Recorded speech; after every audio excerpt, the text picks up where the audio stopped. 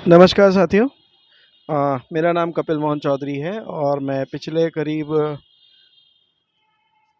2004 से मान के चलिए इस मुहिम से जुड़ा हुआ हूँ और कई उतार चढ़ाव देखे भी हुए हैं। अब जो दहेज कानून जो बना था 83 में, जिसको अमेंड किया गया था वहाँ पे, और उसके बाद से जो स्थितियाँ थी वो आप लोग सबको देखा हुआ है। माननीय उच्चतम न्यायालय के निर्णय भी आ चुके हैं कि ये कानूनी आतंकवाद है। 99% मिसयूज़ तक के जजमेंट आ चुके हैं। तो ये उम्मीद कर रहे थे कि शायद इसमें कुछ सुधार करते हुए कुछ अच्छे व्यवस्था देंगे कि दुरुपयोग करने से ले करके और कुछ ऐसा गलत नहीं बनाएंगे।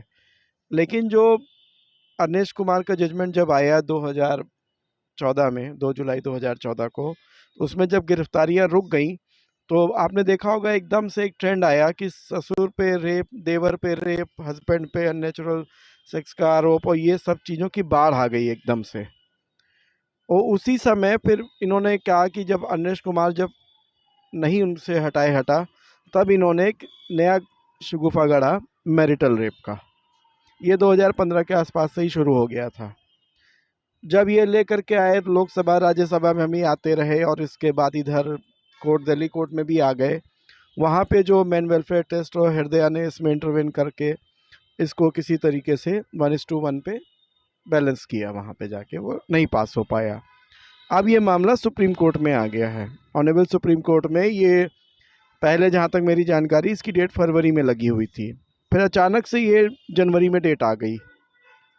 अब समस्या ये है कि जो भी कानून बन रहे हैं, हमारा संविधान जेंडर, कास्ट, क्षेत्र, एरिया वाइज के हिसाब से डिस्क्रिमिनेशन की इजाज़त नहीं देता है।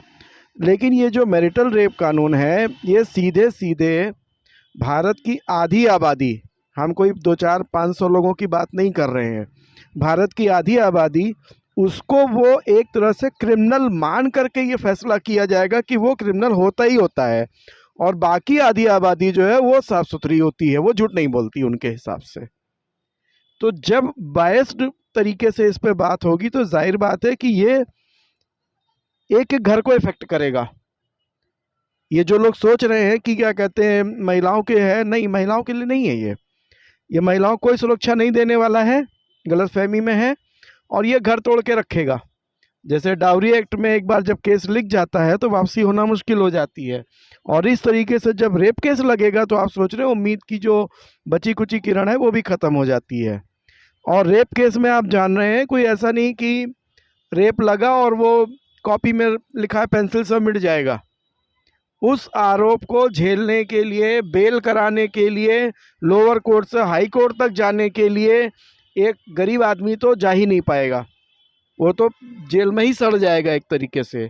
तो ऐसी मानसिकता रख के जो बैठे हैं ऊपर तक, कि पुरुष ही हर समय उनको दोषी दिखता है, चाहे डाउरी एक्ट हो, चाहे आपका डीवी एक्ट हो। डीवी एक्ट तो टोटली इन्होंने एकदम बाइस्ड बनाया हुआ है, नाम ही उसका है महिला का संरक्षण, उनके लिए पुरुष को संरक्षण की जरूरत ही नहीं है। जबकि एनसीआर भी पूरी तरह से क्लियर कर चुका है कि महिलाओं से 3 गुना ज़्यादा सुसाइड पुरुषों का है, और जिसकी सबसे बड़ी समस्या जो है, वजह जो है, वो घरेलू कलह, गुना सुसाइड कर रहा है। तो इसके आने से क्या आपको लग रहा है सुधार हो जाएगा? हाँ, जुडिशियल व्यापार जरूर बढ़ जाएगा। जो अभी आदमी दहेज कानून में जा कर के 1000, 2000, 5000, 10,000 का वकील करता था, अब सौदा तय होगा कि तुम्हारी तो करियर खराब होना है। अब बताओ कितने पैसे, 50,000, 1 लाख, 2 लाख, ऐसे सौदे तय होंगे। और उसके घर में जब उसकी बहनें लिखवाई जाएंगी, जो लोग सोचते हैं ये मैरिटल रेप सिर्फ महिलाओं के लिए है, फायदे के लिए, तो वो महिलाएं भी जान लें, जब गैंग रेप लिखाया जाएगा तो उसमें वो भी लपेट दी जाएंगी। और जो लोग सोचती थी दहेज कानून उनके भले के लिए है, वो आज सास और नंद और देवरानी, जेठानी और सबके रूप में जेल में बंद है, और वो उनको पता लग चुका होगा कि किसके लिए है ये। बेसिकली ये परिवार का सिस्टम तोड़ेगा। एक तरफ आप मैरिज में रेप लेकर के आ रहे हो, और दूसरी तरफ आउट ऑफ मैरिज अगर कोई संबंध बना रहा तो उसे आप सपोर्ट कर रहे हो। यानी मैरिज करना ही आपको सबसे ज़्यादा खतरनाक दिख रहा है। तो ये मैरिज इंस्टीट्यूशन को बर्बाद कर देगा। और जो जजेस 2 दिख रहे हैं आपको, जाहिर बात है वो पहले भी अपने प्रतिक्रिया दे चुके हैं। हमें जो उम्मीद ही है कि ये मतलब फैसला निष्पक्ष दे दें, बहुत मुश्किल लग रहा है, क्योंकि पहले से ही वो माइंडसेट है, वहाँ से कह चुके हैं वो। तो ऐसे में लगता है जैसे कोई लड़की का फादर हो और उसी को जज बनेगा। हमारे तो कोई माई बाप है ही नहीं, पुरुषों का पूरे कानून में कोई भी माई बाप नहीं है। आप देख लो, ना कोई लॉ है, ना कोई आयोग है, कुछ नहीं है। जो महिला बोले वही सही है, और एविडेंस एक्ट आपका साथ देता है। जो महिला का बयान है वही माना जाएगा। यानी हम जो हैं वो किसी काम के नहीं, हमारे बयान की कोई वैल्यू नहीं है।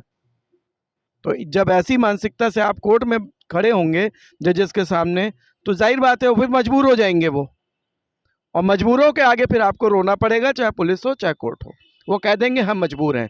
इससे पहले वो मजबूर हो, हम आप इसका अभी विरोध कर ले, वो ज़्यादा अच्छा है। धन्यवाद।